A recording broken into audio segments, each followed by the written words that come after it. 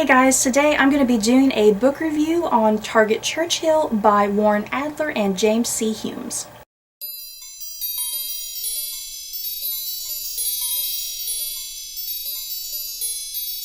It's the end of World War II. The United States and Great Britain are victorious, but the Soviet Union has its own agendas involving world domination. Churchill is planning his Iron Curtain speech, and it's going to be during this speech that an American Nazi, who is also a Soviet spy, is going to complete his mission, which is to assassinate Churchill. I was very kindly sent this book in exchange for an honest review, and I gotta say, I really loved this book. I enjoyed it immensely. I really like political thrillers, and what I look for in a political thriller is something that has quick pacing, lots of action, and some very interesting characters, and I got all of those elements in this book. Plus, there's the added bonus that this is historical fiction. Before I physically get going into the book review, I'm just going to mention really quickly that during Memorial Day, the History Channel aired a 3-part miniseries called The World Wars, and it was basically about all of the men who influenced all of the big events, people like Stalin and Churchill and Hitler and Roosevelt. I like to pride myself on the fact that I know quite a bit about World War II, but I still have quite a lot of gaps in my knowledge because, you know, after all, there was so much that happened during World War II. And the great thing about the 3-part miniseries is that it did fill those gaps for me, especially concerning Churchill and Stalin. Because even though I obviously know who Churchill and Stalin are, there was just things about them in general and their influence during both World War I and II that I didn't totally 100% know. So I found this 3-part miniseries extremely helpful, and I highly recommend watching the miniseries, and I think it really teaches a lot, and like I said, I feel like I got a lot of gaps filled in for me. And I found the miniseries especially helpful going into this book, weirdly enough. It's just ironic that the miniseries happened to air right before I read this book. There were quite a few things that were brought up in this book that, had I not seen the miniseries, I might have been kind of confused and wouldn't have totally understood what was going on. So onto the book itself, I found it to be wonderfully well written. The book itself is just rather simplistic. There's nothing really complicated about it. It's not overwhelmed with tons of description or tons of historical research. Sometimes I hate when an author has to show their knowledge and be like, hey, look what I know. I'm going to throw it in your face. And they throw so much description at you. And sometimes it's like, okay, I get the picture. I just want to know. I want to know the story. Give me the story and the characters. And I don't think Warren Adler and James C. Humes did that. I think they just put enough detail and description to make the story interesting and to give you all the background information you would need. I guess the thing about this novel is that you can take it as a piece of alternative history. Like I said, it's about Churchill. He's writing his Iron Curtain speech, and he's going to be giving the speech in America. And there's this question of, well, what if there's an assassin who's going to go and assassinate Churchill during this speech? So that's where the alternative history comes in. So I really liked how Humes and Adler took this Iron Curtain speech and made a whole novel out of it. And it's basically this frame that connects all of the various different characters throughout this novel. I really enjoyed how all of these characters ended up kind of converging with one another, just in very interesting ways. Some characters wouldn't even have a scene with one another, but still, something that one character would do would influence the events of another character, and then the events that character would do would influence another character. As I concluded this novel, I was quite surprised with the amount of character development that occurred in this book. With thrillers, you don't really expect that amount of character development because a lot of times thrillers are mostly focused on the action and whatever the story is.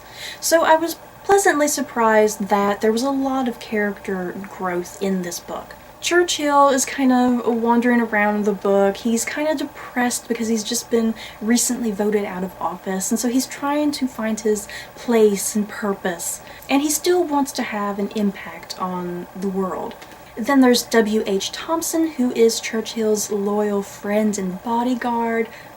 Just as a side note, I love the Churchill and Thompson romance, you guys. They had an unbelievable amount of character growth, and you could really see that bond of friendship between them. Then there's the intelligent Victoria Stewart, who finds herself kind of wrapped up in the whole of the plot and comes across these events that she would have never imagined that she'd be in. And then there's also the conniving Donald Maclean, who is the first secretary of the British Embassy. And there's a host of various other characters, ranging from some journalists and also some Soviets.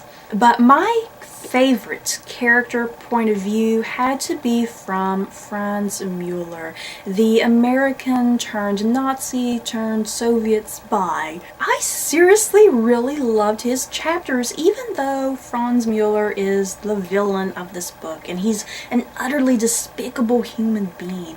For some reason, I still really found myself drawn to his chapters and constantly wanting to know how his story would progress. I think out of all of the characters, he, weirdly enough, has the most character development. You get to see his ideology and why he thinks the way that he thinks. And you see his racism and sexism. And he's obviously the bad guy and you don't want to see him succeed. But it gets to a point in the book. Mueller comes across an inner crisis, and he kind of starts changing a bit.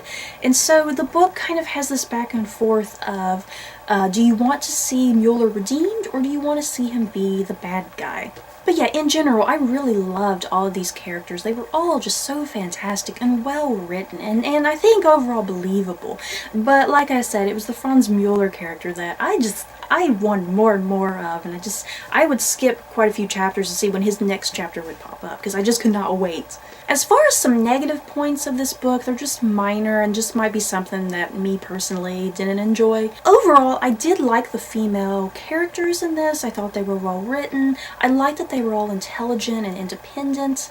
But the one thing I had complaint with was some of their dialogue. I just didn't believe some of their dialogue on occasion, and sometimes it would verge on the whiny side, especially when they would be in some sort of crisis. My other issue dealt with the ending. I kind of felt like the ending was anticlimactic. I'm not going to spoil it, but that's all I'm going to say is that it felt anticlimactic. The novel does a fantastic job of building up this theme of getting you to the assassination attempt, and you're wondering, is it going to succeed? What's going to happen to all these characters? And all the characters kind of get together by the end in an interesting way.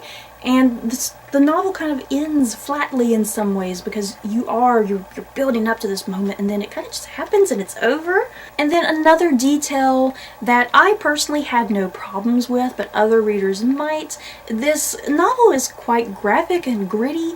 There's a lot of profanity and sex and violence in general, so if you can't handle that sort of stuff, then don't pick up the book, because there's a lot of it, and it might make some readers uncomfortable. Franz Mueller's character specifically, I personally loved his chapters. I love villains. Anyone who knows me knows that I love a good villain, no matter how despicable they are. And some people might have a lot of issues with his character, even though I didn't, because a lot of the violence and the profanity comes from him.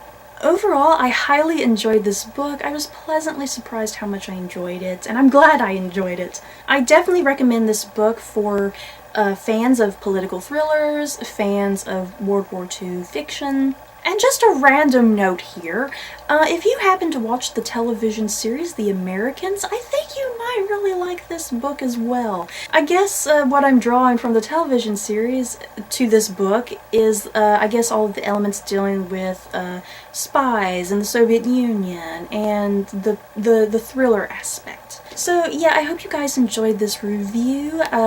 Do you plan on reading this book? Have you read it? Just let me know in the comments below. So don't forget to like, comment, and subscribe, and if you liked this book review, you may like these other book reviews. Bye guys.